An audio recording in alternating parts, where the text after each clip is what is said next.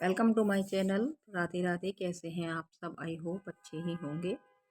तो देखिए, आज मैं जो आपके साथ वीडियो में शेयर कर रही हूँ, थोड़ी सी जो मेरी ओरिजिनल आवाज़ है वो आप तक नहीं पहुँच पा रही होगी। तो मैं आपको बताना चाह रही हूँ कि राम का नाम लिखना एक बहुत ही अच्छा कार्य है।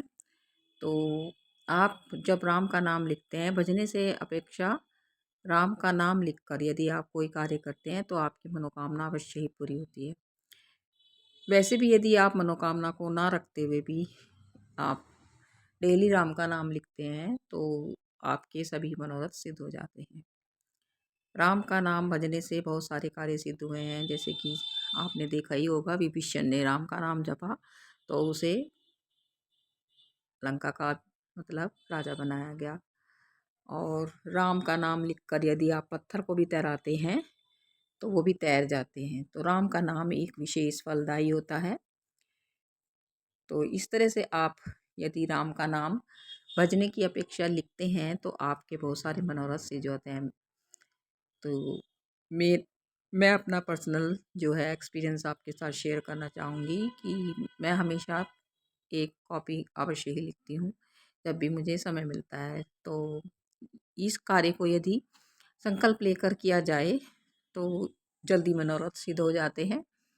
तो आप इसके लिए यदि 40 दिन का ले लीजिए या 5 दिन का ले लीजिए, या कहना चाहिए 90 दिन का संकल्प लेकर इस कार्य को कर सकते हैं। यदि आप डेली एक पेज लिखते हैं तो आपके 108 पेज हो जाते हैं, या एक कापी पूरी ले लीजिए। तो 108 बार तो इस नाम को आपको अवश्य ही लिखना चाहिए। तो इस नाम को लिखने के लिए आप या तो मंदिर ही ले लीजिए, अपना मंदिर में ही भगवान को स्थापित कर लीजिए, या फिर आप जब कोई संकल्प लेकर कोई कार्य करते हैं तो उसमें अलग से आपको उस विशेष जो हम जिसकी अर्चना कर रहे हैं, उसकी पूजा कर रहे हैं, जिसका हम जो भी हम कार्य कर रहे हैं तो उसका संकल्प लेकर करते हैं, तो उन्हें एक अलग से स्थान देना होता है। आप देखते ही होंगे, यदि हम नवरात्रि में दुर्गा की पूजा करते हैं तो उनको भी अलग स्थान दिया जाता है। आप गणेश जी की पूजा करते हैं तो उनको भी एक अलग स्थान देना होता है। तो इस तरह से एक विशेष कृपा प्राप्त करने के लिए हमें उन्हें अलग से स्थान देना चाहिए। और आप एक चौकी पर कोई भी मतलब पीला या लाल रंग का वस्त्र बिछा दीजिए और उस पर उस देवी देवता को विराजमान कर दीजिए। जैसे कि आप यहाँ पर मैं श्री राम जी की कर रही हूँ, तो थोड़े से चावल के दाने डालकर आप मैंने ये चौकी बिछा दी है और उसके ऊपर वस्त्र बिछा दिया है। यदि मूर्ति के नीचे भी आप थोड़े से चावल के दाने डाल दें तो इस तरह से उनको स्थान दिया जाता है। साथ में आप गणेश लक्ष्मी जी की भी मूर्ति रख लीजिए यदि आपके पास है। और तो यहाँ पर मैंने उनकी मूर्ति स्थापित कर दी है और एक कलश रख लीजिए। तो कोई भी संकल्प लेकर यदि कार्य किया जाता है वो जल्दी सिद्ध होता है। यहाँ पर मैंने यहाँ पर 5 दिन का संकल्प लिया है, तो मैं इस कॉपी को 5 दिन में पूरा करूँगी। यदि आपके पास भी समय है तो आप 5 दिन का संकल्प लेकर या 40 दिन का संकल्प लेकर या फिर कह लीजिए 90 दिन का संकल्प लेकर इस कार्य को कर सकते हैं। तो कोई भी मनोरथ सिद्ध करने के लिए संकल्प लेना अवश्य ही होता है। तो यहाँ पर मैंने अपनी गाय की भी मूर्ति रख ली है, क्योंकि गाय में सभी देवी देवताओं का वास होता है। तो इस तरह से मैंने देखिए यहाँ पर एक कॉपी ले ली है, तो इस कॉपी को आप रेड कलर से लिखिएगा, क्योंकि लाल रंग भगवान को बहुत प्रिय होता है। तो रेड कलर का आप पेन ले लीजिए और इस कॉपी उसमें सबसे पहले आप गणपति भगवान का नाम लिखकर और ओम नमः शिवाय का नाम लिखकर जय श्री राम या श्री राम का नाम लिखिए। भगवान का जो आप ये नाम लिख रहे हैं इससे आप 108 बार लिखिए। और इस तरह से आप 40 दिन तक आप इस नाम को लिख सकते हैं। सुबह शाम आप ये काम करें तो ज़्यादा बेस्ट रहता है। तो मैं तो इसी तरह से सुबह शाम करूँगी, लेकिन मुझे ये 5 दिन में पूरा करना है। तो मैं 1 घंटा लगाकर एक समय में 5 या 6 पेज अवश्य ही लिखूँगी, जिससे कि मेरा यह कार्य हो जाए। जो पूजा पाठ होता है वो 3 टाइम का होता है, दोपहर का भी होता है और संध्या का भी होता है, सुबह शाम भी होता है। तो आप दोपहर के समय जब भी आपको समय मिले तो आप दीपक जलाकर, या जैसे आप अखंड दीपक जला लीजिए। यहाँ पर 5 दिन का कर रही हैं तो अखंड दीपक जलाकर आप किसी भी समय आप कर सकते हैं, जैसे सुबह है, दोपहर है, शाम के समय आपको जब भी समय मिले हाथ मुँह धोकर वस्त्र बदल कर आप इस काम को करिए। तो देखिए आपकी मनोकामना अवश्य ही पूरी होगी। तो मैंने ये संकल्प लिया है, आप भी ये संकल्प लीजिए। तो उस राम नाम लिखने के बाद आप कपूर जलाकर एक उससे पहले मैं कहना चाहूँगी कि इससे पहले आप हनुमान चालीसा अवश्य ही पढ़िएगा। राम नाम लिखने के बाद 2 बार या 1 बार आप हनुमान चालीसा का पाठ अवश्य ही करें। क्योंकि जो हनुमान जी हैं वो भी हमारे सभी कष्टों को दूर करते हैं और उनका नाम लेने से भगवान भी प्रसन्न होते हैं। जैसे हनुमान जी ने श्री राम का नाम लिया था और वे सभी लंका को पार कर गए थे और सीता को बचा लाए थे।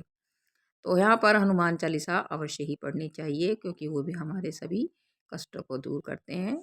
और हनुमान चालीसा भी अपने आप में एक बहुत ही अच्छा उपाय है यदि आप उसका जाप करती है, उसका पाठ करती हैं तो यहाँ पर मैं सुबह शाम लिखती हूँ।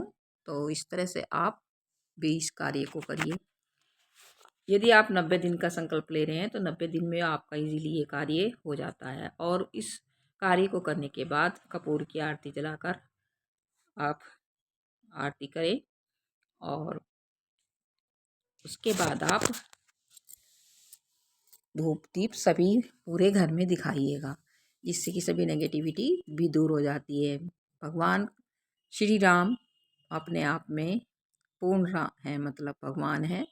आप यदि इनका संकल्प लेकर करती हैं तो आपके सभी मनोरथ सिद्ध हो जाते हैं। कोई भी मनोकामना हो आपकी अवश्य ही पूरी होगी।